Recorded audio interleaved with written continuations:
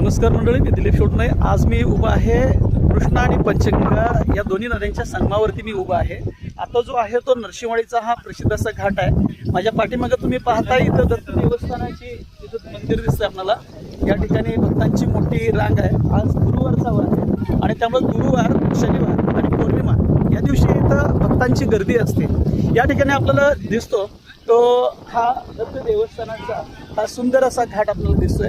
या ठिकाणी पाहताय बोटिंग सुद्धा सुरू आहे. या ठिकाणी काही भक्त मंडळी या ठिकाणी बोटिंगला इथं येतात आणि माझ्या पाठीमागे या बाजूला तुम्ही पाहिला तर ही कृष्णा नदी आहे आणि या सांगलीवरून येणारी ही कृष्णा नदी आणि या ठिकाणी जो संगम झालेला आहे. आपल्याला माझ्या पाठीमागे या बॅक साईडला बघताय तर ही पंचगंगा नदी आहे आणि या पंचगंगा नदीमध्ये 5 नद्या कुंभी, कासारी, भोगावती या नद्या त्याच्यामध्ये प्रयागमधून ही नदी आलेली ही पंचगंगा आपल्याला नदी दिसते आणि पंचगंगा आणि कृष्णा या नद्यांचा या ठिकाणी संगम आपल्याला दिसतो. इथं संगम मंदिर आहे.